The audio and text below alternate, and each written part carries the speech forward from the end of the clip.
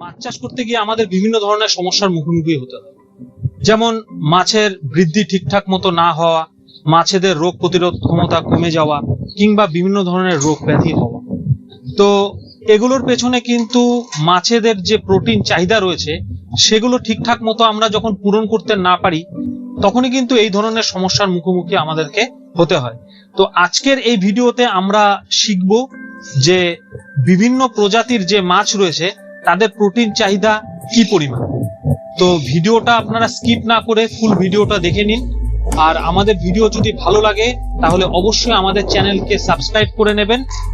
AM acquire পক্ষ থেকে আমি অভিষেক সকল মৎস্য চাষীদের জানাই আন্তরিক অভিনন্দন। আশা করি আপনারা প্রত্যেকে ভালো আছেন। বিভিন্ন প্রজাতির মাছেদের প্রোটিন ডিমান্ড বা আমিষ চাহিদা কিন্তু বিভিন্ন রকম। খাদ্যের মধ্যে উপস্থিত প্রোটিনের অংশ মাছেদের বৃদ্ধি এবং গ্রোথ হতে কিন্তু সাহায্য করে।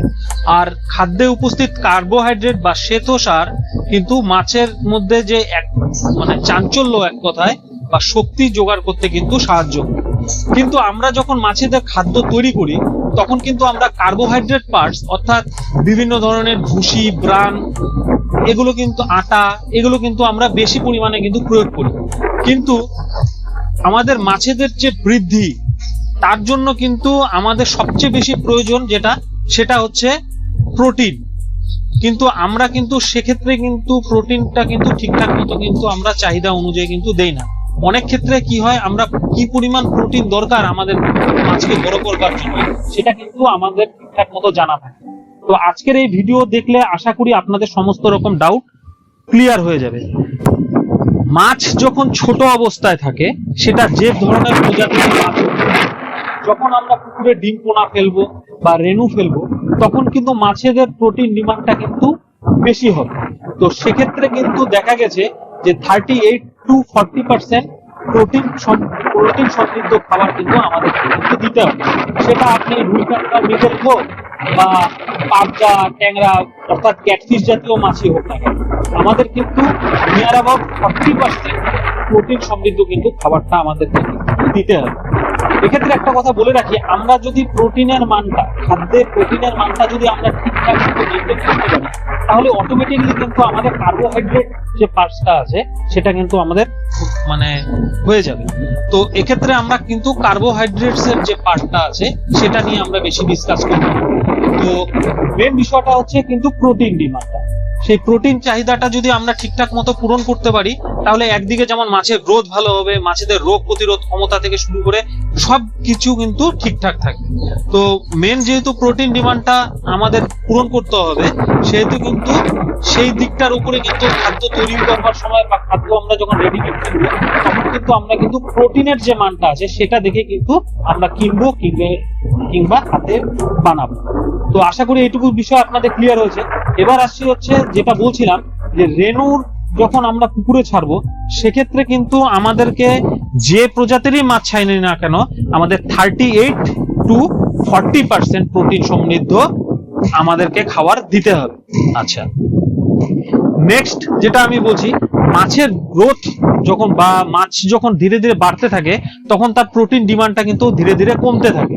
তো এক্ষেত্রে সবার ফার্স্ট বলছি যে যেহেতু আমরা রুই কাতলা, মৃগেল অর্থাৎ কার্প জাতীয় বা আইএমসি বা সাদা মাছ, এই আপনারা যেভাবে আপনারা বোঝেন, তো আমরা যেহেতু সবচেয়ে বেশি হচ্ছে ওই সাদা মাছ বা আইএমসি জাতীয় মাছগুলো আমরা করে থাকি।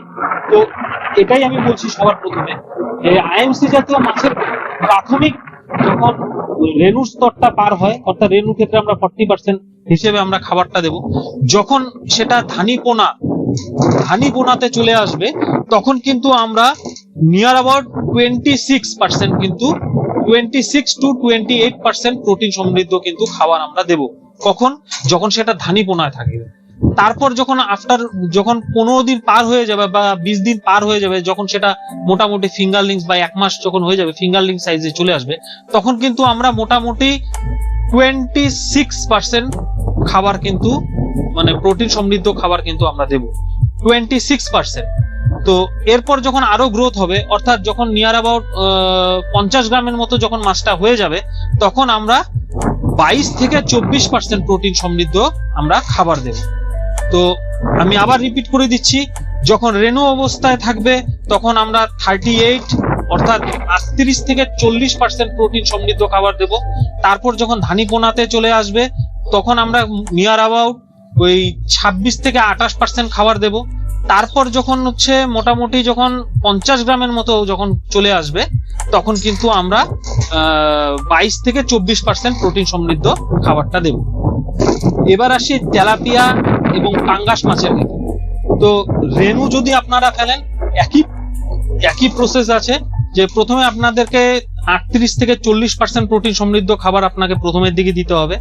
তারপর আপনাদের মাছের সাইজ যখন আস্তে আস্তে বাড়তে থাকবে তখন কিন্তু আপনাদের কিন্তু প্রোটিনের যে মাত্রাটা আছে ধীরে ধীরে এটা কিন্তু কমিয়ে আনতে হবে। তো মোটামুটি যখন সাইজ চলে আসবে অর্থাৎ যখন 50 গ্রামের মতো হয়ে যাবে তখন আপনারা কিন্তু 26 থেকে 28% প্রোটিন সমৃদ্ধ খাবার আপনারা দেবেন। অর্থাৎ যখন রেনু অবস্থা থাকবে তখন 38 থেকে 40% প্রোটিন সমৃদ্ধ খাবার দেবেন। তারপর মোটামুটি যখন ধানি বা ফিঙ্গারলিং সাইজে চলে আসবে তখন আপনারা মোটামুটি 28 থেকে 30% প্রোটিন সমৃদ্ধ খাবার দেবেন।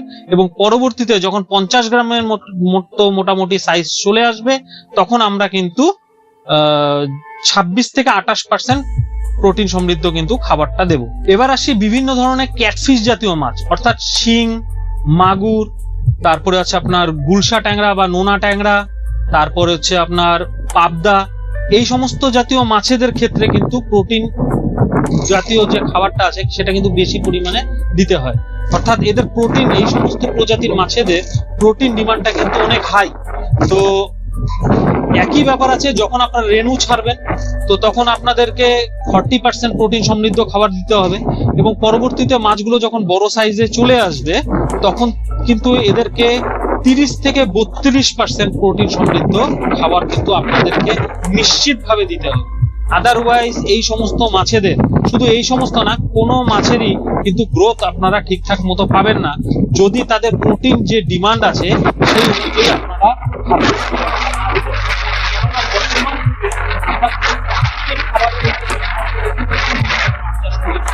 কেননা আমাদের মাছের ডেনসিটি অনেক হাই থাকে, আমরা শতকে 35 থেকে 40 কেজি পর্যন্ত মাছের লোড দিয়ে থাকি। তো কিছু ক্ষেত্রে 30 থেকে 35 কেজি পর্যন্ত আমরা লোড দিই।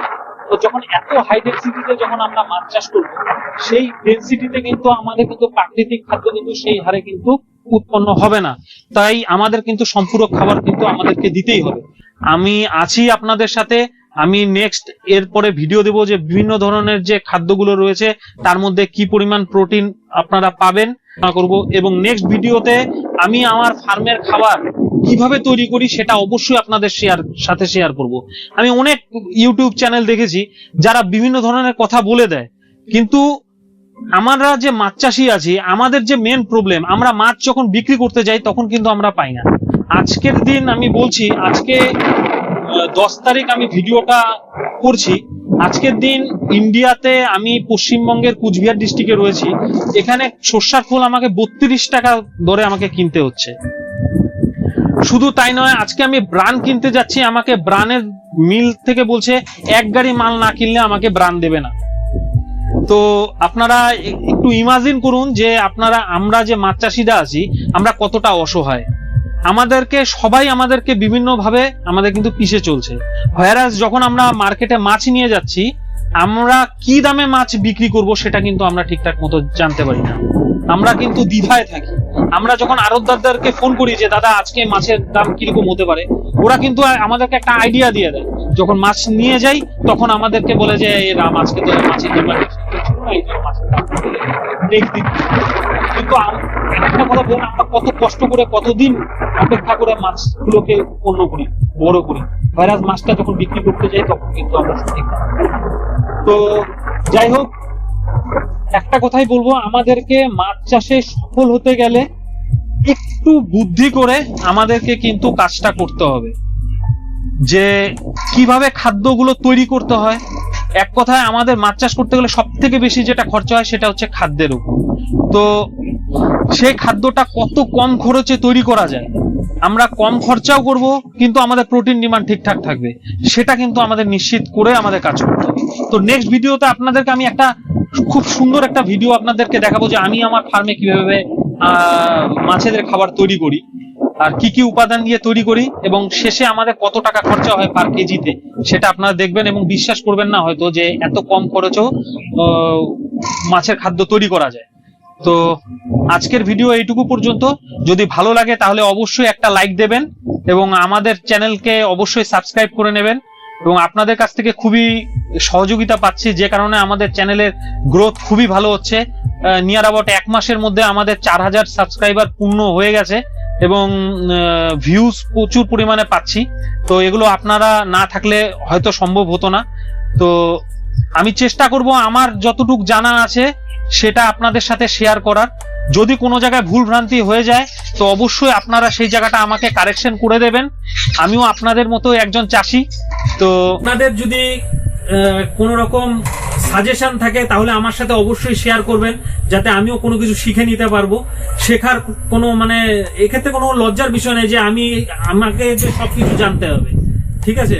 তো আপনারাও যদি কোনো কিছু আমার সাথে শেয়ার করতে চান অবশ্যই কমেন্ট সেকশনে গিয়ে সেই আপনাদের এক্সপিরিয়েন্স শেয়ার করবেন, যাতে আমিও চলুন একসাথে সবাই মিলে মাছ চাষ করে একে অপরের যে এক্সপিরিয়েন্স আছে সেটা শেয়ার করে আমরা মাছ চাষে সবাই আমরা সফল হই।